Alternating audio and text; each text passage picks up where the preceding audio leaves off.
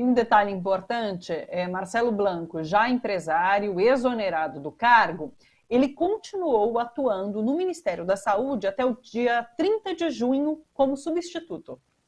Então, essas negociações que o senhor estava fazendo, o senhor estava ainda dentro do Ministério da Saúde. É isso que eu estou dizendo, coronel. Como substituto. O que é mais grave. Que é mais grave. Não, senhor, eu não estava no Ministério da Saúde.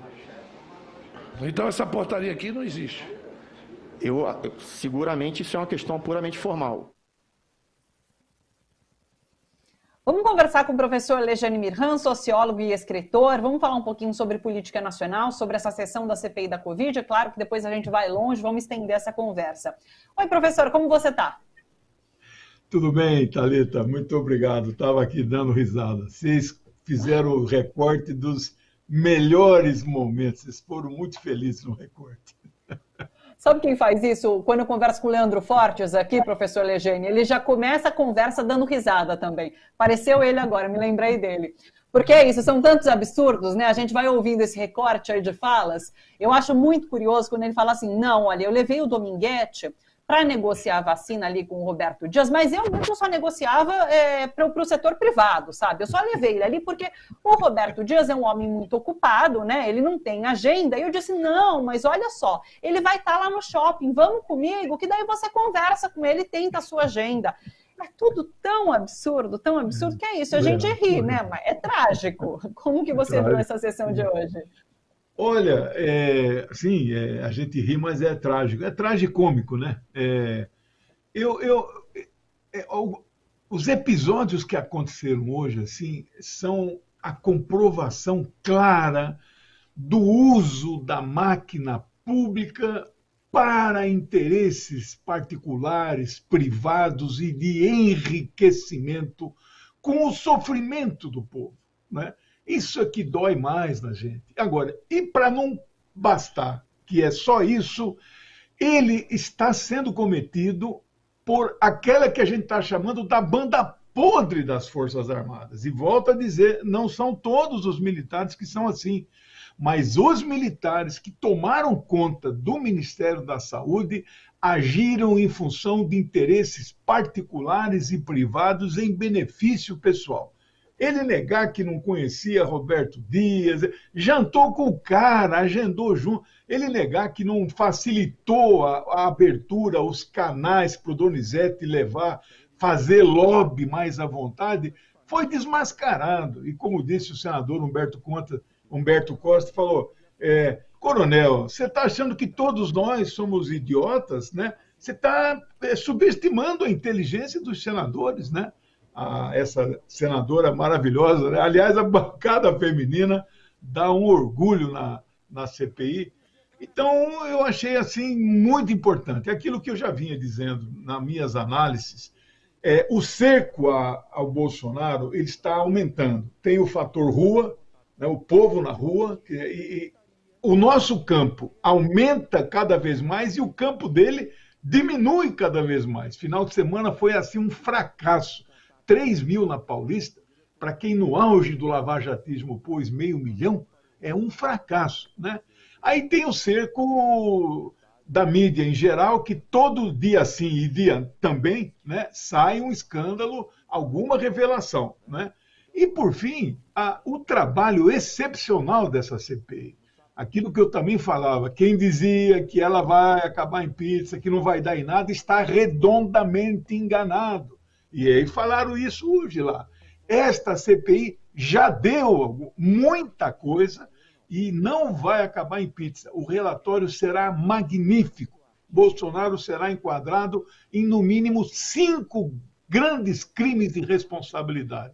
Então, eu estou achando excepcional, parabenizo a condução, o presidente Omar tem sido aquele jeito dele, mais borrachão e tal, mas ele tem, né? Ele tem inquirido, não é possível. O senhor está mentindo demais. Naquele jeitão dele, ele está tendo um grande comportamento.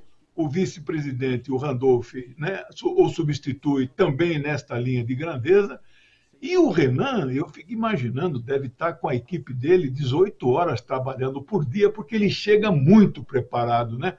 Com perguntas bem elaboradas e com vídeos que dão apoio ao que ele está querendo, né? Então, olha, é um orgulho para nós os trabalhos dessa CPI. Professor Legene, eu vejo uma análise, assim, algumas pessoas acreditam que a CPI deveria agora mergulhar mais fundo em documentação, no que já tem enquanto material, do que ficar assim, ouvindo pessoas, esses depoentes que chegam ali para depor, mas é isso, eles chegam já com um roteiro de mentiras muito pronto, né? E os senadores acabam não conseguindo se aprofundar no detalhamento do que foi essa rede aí de negociata de vacinas. Você acredita que é importante continuar ouvindo os depoentes mesmo assim, para tentar realmente se aprofundar nos detalhes, ou seria talvez mais satisfatório ficar se inclinar sobre esses documentos? Você sabe, Thalita, que é as duas coisas. Os depoimentos, eles arrancam coisas e filmam para toda a história, para todo mundo querer ver. E estes momentos que você agora fez os recortes circulam que nem fogo em palheiro nas redes sociais, né? Mas, ao mesmo tempo, eles estão trabalhando na farta documentação. E se eles parassem os depoimentos, eles então se concentrariam só na documentação e não poderiam, não seria o caso de ir soltando pouco a pouco, né? Mas ele teria que esperar então o relatório final, que aí vai ser muita coisa ao mesmo tempo. Então, os depoimentos, eu acho que contribuem para esse conta-gotas e para ficar o assunto em evidência o tempo todo. Então, eu torço até para que eles façam sessões às segundas e sextas, porque não falta pessoas que participaram desse processo escandaloso. E você vê como o pastor ontem, teve um momento que ele chorou, ele teve que chorar. Pediu desculpa, mas o senhor... Aí o Omar Aziz falou, o senhor está pedindo desculpa pelo quê? Ele não contou o motivo do perdão que ele pediu a Deus pelo qual crime que ele cometeu, né? O crime de usar toda a influência bolsonarista no ministério para, em benefício, ele disse que não é dele, mas da empresa que ele é presidente, né, de uma secretaria. E hoje é a mesma coisa, ele nega o tempo todo, esse coronel, né? E vai aparecendo aquela empresa de logística que foi privatizado o setor de distribuição de vacinas, que era feito pelo Estado brasileiro, que era público, agora na gestão, desde o Ricardo Barros, foi terceirizado e o contrato 529 milhões ao ano. E a Folha acaba de divulgar, não sei se você viu, 10% disso, 52,9 milhões, foram de propina, 10%.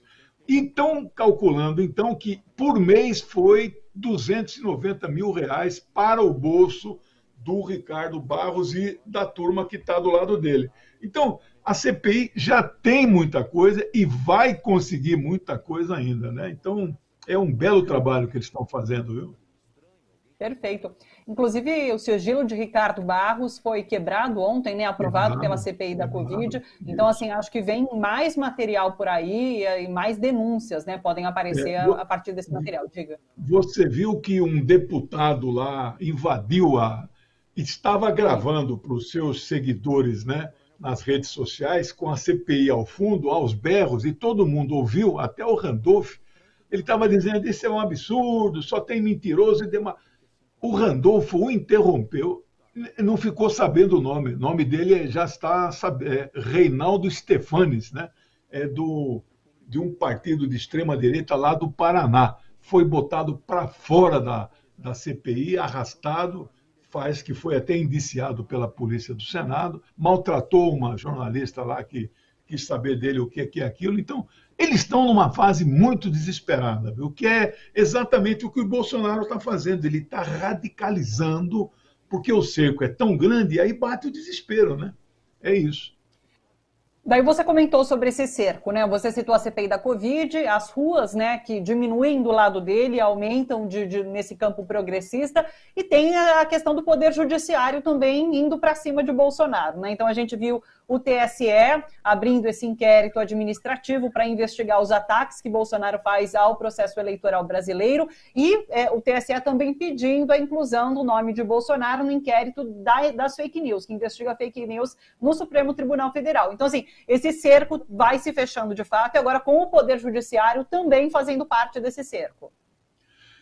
Então, a novidade no cenário político nacional vem do Poder Judiciário. O mesmo Poder Judiciário Supremo e o eleitoral, que barraram a candidatura do presidente Lula, que ganharia eleições, provavelmente no primeiro turno, o mesmo Supremo que prendeu o presidente Lula por uma interpretação absurda do que diz o texto constitucional, inventaram uma tal de prisão em segunda instância que jamais encontrou guarida na Constituição brasileira. Agora, este mesmo Supremo e o mesmo Tribunal Eleitoral, que a gente pode chamar de uma parte da cúpula do Poder Judiciário do Brasil, depois tem o trabalhista e o militar. Esta parte do Poder Judiciário, da sua cúpula no Brasil, que cometeu barbaridades no passado, está agora, então, fazendo, digamos assim, uma autocrítica na prática e tomando medidas no sentido de conter, não é, esta fúria fascista do presidente da República, que se apresenta nessa condição, não é? E as medidas são duras, as medidas são muito duras. O TSE poderá inviabilizar a candidatura dele. Ele poderá tornar-se inelegível a continuar a toada como as coisas estão. Por unanimidade, eles decidiram 2 grandes inquéritos, um interno administrativo e um outro que caminhará junto com o Supremo Tribunal Federal, que quem vai conduzir é o ministro Alexandre de Moraes, ele é membro também do TSE, junto com o Fachin e junto com o Barroso, e 4 outros, são 7, né, são nomeados pelo presidente da República. Eles tomaram a decisão por 7-0, por unanimidade, né? Então, de fato, você usa um termo certo, o Poder Judiciário está cercando. A nota que o Fux leu na abertura dos trabalhos, é claro que eu gostaria de ter uma nota muito mais dura, mas vindo do Fux, eu achei assim que já foi um grande avanço. E ele não fez essa nota da cabeça dele, ele consultou os seus colegas e, muito certeza, ele teve apoio dos outros 10 ministros. Nesse momento, o Supremo está muito unificado no sentido de conter, mas esta contenção poderá dar um passo além e até eliminar o Bolsonaro do projeto de 2022, ou caçando a chapa no TSE, né, ou tomando outro tipo de medidas que ele não possa chegar até lá, né? Então, eu estou vendo com muito bons olhos o que está acontecendo nesse momento. O TSE, inclusive, pediu compartilhamento, né, de dados ao STF, dados que fazem parte do inquérito das fake news, para essa análise que agora vai ser feita ali de ataques ao processo eleitoral. Então, muito interessante. Aliton, uma colega sua, acho que chama Thaís Oyama, da Folha, é a que revelou ao Brasil e ao mundo, e este é o processo que está mais adiantado no TSE, que poderia ser votado hoje, que já está pronto para a ordem do dia. Acontece que este processo é aquele dos disparos aos milhares de fake news por WhatsApp, com duplamente o segundo crime é financiado com dinheiro de Caixa 2. Então, isso é bombástico. Agora, como eu tenho dito, a burguesia não decidiu ainda o que fazer com o Bolsonaro. Se tira, se põe um Mourão, se tira os 2 e põe um pró-tempore, eles não tomaram a decisão. Mas poderão vir a tomar a qualquer momento. Então, o processo está lá, pronto, né? Então, é isso que nós vamos ver nos próximos dias aí, junto com a CPI. É muita emoção.